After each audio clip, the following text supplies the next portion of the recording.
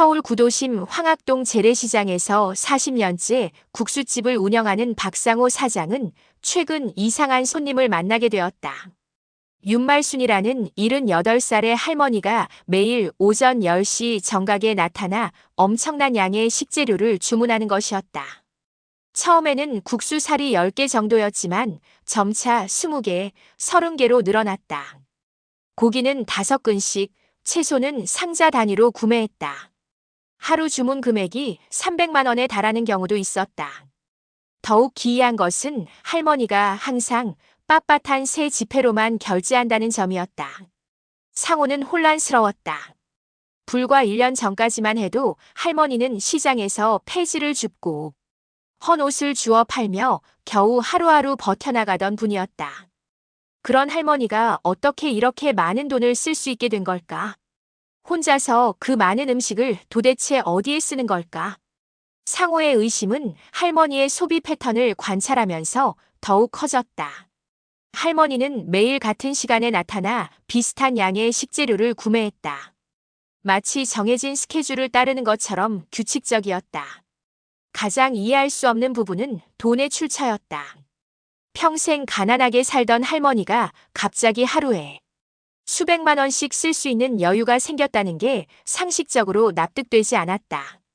복권에 당첨되었을 수도 있고 보험금을 받았을 수도 있지만 그렇다고 해도 이 정도로 펑펑 쓸 만한 돈을 가질 수 있을까? 더욱이 할머니는 카드나 계좌이체는 절대 하지 않고 오직 현금으로만 결제했다. 그것도 은행에서 막 찾아온 듯한 새 돈만 사용했다. 이런 행동 패턴은 상호를 더욱 의심스럽게 만들었다. 상호의 머릿속에는 점차 어두운 상상들이 자리 잡기 시작했다. 혹시 할머니가 뭔가 불법적인 일에 연루된 건 아닐까? 요즘 뉴스에서 자주 보는 돈 세탁이나 범죄 조직의 앞잡이 역할을 하는 건 아닐까? 상호의 의심은 다른 시장 상인들과의 대화를 통해 확신으로 바뀌어갔다. 김영의 반찬가게 주인은 할머니가 매일 50만 원어치 반찬을 사간다고 했고, 이도훈 정육점 사장은 하루에 100만 원씩 고기를 가져간다고 증언했다. 혼자 사시는 할머니가 그 많은 음식을 다 어디에 쓰시겠어요? 김영희가 수군거렸다. 우리 가게에서도 하루에 100만 원씩 고기를 가져가요. 돈 세탁이 아닐까요? 요즘 뉴스에도 그런 사건이 많잖아요. 이도훈도 불안해했다. 과일 가게, 채소 가게 사장들도 비슷한 경험을 털어놓았다. 할머니가 시장 전체에서 하루에 500만 원 이상을 쓰고 있다는 계산이 나왔다. 모두 현금으로 새 지폐로만. 순박한 시장 사람들 사이에서 할머니가 범죄 조직에 연루된 게 아닐까 하는 소문이 삽시간에 번져나갔다. 평소 정다웠던 할머니가 갑자기 의심의 대상이 되었다. 경찰에 신고해야 하는 거 아닐까요? 누군가가 제안했다. 상인들 사이에 불안한 기류가 흘렀다. 모두가 할머니를 의심하기 시작했지만 한편으로는 그런 자신들이 못마땅하기도 했다. 상호는 깊은 고민에 빠졌다. 40년 동안 수많은 손님을 보아왔지만 이처럼 기이한 경우는 처음이었다. 장사꾼으로서는 돈을 받으면 끝이지만 마음 한편에서는 알 수 없는 불안이 커져만 갔다. 혹시 자신도 모르게 범죄에 가담하는 건 아닐까? 만약 경찰 수사가 들어오면 40년 동안 쌓아온 가게의 신용이 한순간에 무너질 수도 있었다. 생계까지 위협받을 수 있는 상황이었다. 하지만 다른 한편으로는 할머니를 의심하는 자신이 못마땅했다. 40년 장사 경험으로 복원 때 할머니는 정말 착하고 순박한 분 같았다. 매번 정중하게 인사하고 절대 무리한 요구를 하지 않았다. 아무리 그래도 사람이 하루아침에 그렇게 변할 수는 없는 법인데. 상호는 한숨을 쉬었다. 더 이상 이 상태로는 마음이 편하지 않을 것 같았다. 결국 그는 직접 확인해 보기로 결심했다. 할머니를 뒤따라가서 진실을 확인해 보자. 40년 장사 경력상 이런 일은 처음이었지만 더 이상 궁금증을 참을 수 없었다. 며칠 후 상호는 본격적으로 할머니를 추적하기 시작했다. 평소와 다름없이 오전 10시에 나타난 할머니는 국수사리 30개, 고기 10근, 채소 2상자를 주문했다. 총 400만 원에 육박하는 금액이었다. 할머니가 가게를 나간 후 상호는 재빨리 뒤를 따라 나섰다. 할머니는 시장 안의 다른 가게들도 들러 추가로 장을 봤다. 김영희의 반찬가게, 이도훈의 정육점, 과일가게, 채소가게. 거의 모든 가게에서 대량으로 구입했다. 장을 다 본 할머니는 큰 손수레에 짐을 가득 실었다. 그 양은 작은 트럭 한 대를 채울 만큼 엄청났다. 할머니 혼자서 그 무거운 짐을 끌고 시장을 빠져나가기 시작했다. 상호는 적당한 거리를 유지하며 뒤쫓았다. 혹시나 들킬까봐 가슴이 두근거렸지만 호기심이 더 컸다.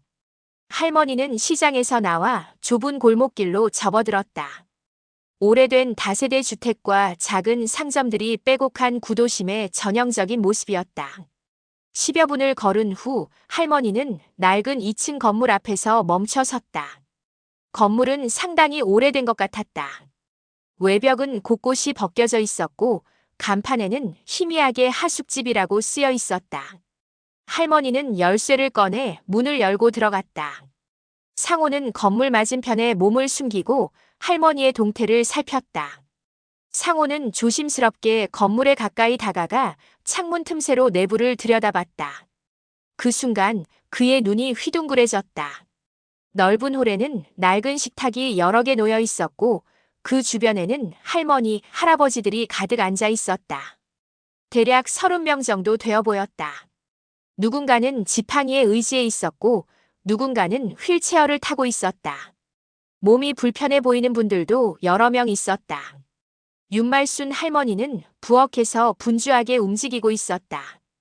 커다란 냄비에 상호가 판 국수 사리를 삶고 고기로 우려낸 육수를 끓이고 있었다. 김영인에서 사온 김치와 나물들이 가지런히 정리되어 있었고 이도훈에서 가져온 고기들이 먹기 좋게 손질되어 있었다. 홀 한쪽 벽에는 어르신 무료 급식소라는 작은 손글씨 현수막이 걸려 있었다. 그 옆에는 매일 오전 11시 오후 1시라고 적혀 있었다. 상호는 깨달았다. 자신이 판 재료들이 모두 이곳에서 무료로 제공되고 있었던 것이다. 할머니는 혼자서 30명 넘는 가난한 노인들을 위해 매일 식사를 준비하고 있었다. 할머니가 국수를 다 산자 커다란 그릇에 담기 시작했다. 뜨끈한 육수를 부어넣고 김치와 나물을 곁들여 완성했다. 그리고 하나씩 노인들 앞에 내어놓았다. 할머니 고맙습니다. 오늘도 맛있겠어요. 정말 감사합니다. 노인들의 감사 인사가 이어졌다. 어떤 분은 정말 맛있다며 눈물을 흘렸고 어떤 분은 오랜만에 따뜻한 밥을 먹는다며 감격해했다. 상호는 가슴이 뭉클해졌다. 자신이 그동안 의심했던 모든 일들이 이웃을 위한 선행이었다는 것을 깨달았다. 며칠 후 상호는 용기를 내어 할머니에게 직접 다가갔다. 할머니, 이렇게 많은 음식을 다 어디에 쓰시는 거예요? 할머니는 잠시 손을 멈추더니 미소를 지었다. 나도 한때는 외롭고 배고팠어요. 그런데 나만 그런 게 아니더라고요. 1년 전쯤에 남편이 젊을 때 산 땅이 개발 지역에 편입되면서 보상금을 받았고 예전에 든 보험도 만기가 되어서 큰돈이 생겼어요. 할머니는 눈시울이 붉어지며 계속했다. 그 돈으로 뭘 할까 고민하다가 어느 날 시장에서 다른 할머니 한 분을 만났어요.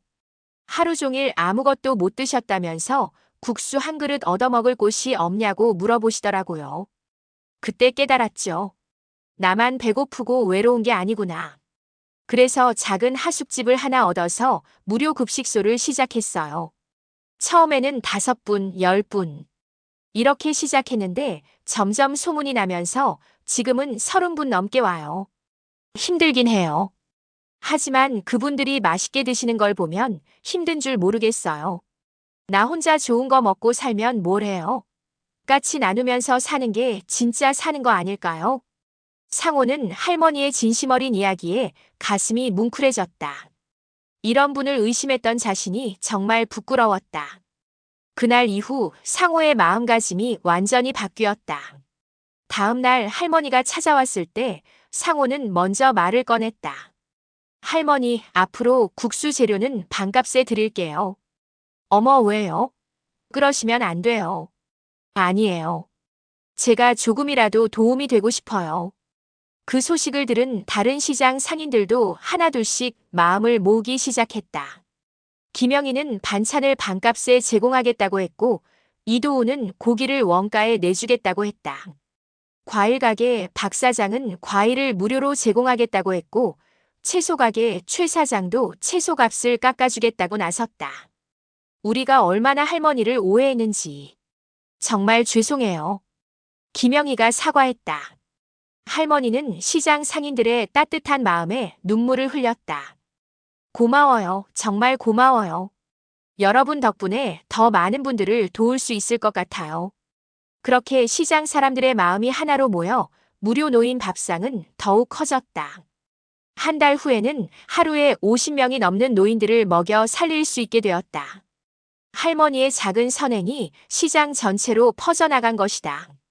상호는 매일 아침 가게 문을 열면서 뿌듯함을 느꼈다. 자신이 만든 국수가 굶주린 노인들의 끼니가 된다는 것, 자신의 작은 선행이 누군가의 하루를 따뜻하게 만든다는 것이 얼마나 의미 있는 일인지 깨달았다. 어느 날 저녁 상호는 가게 정리를 마치고 할머니와 대화를 나눴다. 지금은 정말 행복해요. 매일 아침 일어나서 오늘도 누군가를 따뜻하게 해줄 수 있구나 하는 생각을 하면 가슴이 뿌듯해져요. 할머니의 말에 상호는 깊은 감동을 받았다. 할머니 덕분에 저도 많이 배웠어요. 진짜 중요한 게 뭔지, 어떻게 살아야 하는지. 그날 밤 상호는 가게 앞 간판을 바라보며 혼잣말을 중얼거렸다. 따뜻한 국수 한 그릇이면 되지. 그게 사람 사는 맛이야. 6개월 후 황학동 재래시장의 무료 노인 밥상은 지역 언론에도 소개될 만큼 유명해졌다. 시장 상인들의 자발적인 참여로 운영되는 이 무료 급식소는 이제 하루에 100명이 넘는 노인들에게 따뜻한 식사를 제공하고 있었다. 할머니는 여전히 초심을 잃지 않고 매일 정성스럽게 음식을 준비해서 노인들에게 내어주었다. 상호 역시 새벽부터 최고의 육수를 끓여 할머니에게 보내주었다. 황학동 재래시장은 이제 단순한 장터가 아니라 따뜻한 마음들이 모이는 공간이 되었다. 할머니 한 사람의 선행이 만든 기적이었다. 상호는 오늘도 뜨거운 육수를 끓이며 미소를 짓는다. 따뜻한 국수 한 그릇에 담긴 사랑이 세상을 얼마나 따뜻하게 만들 수 있는지 깨달았다. 그것이 바로 사람 사는 맛이었다.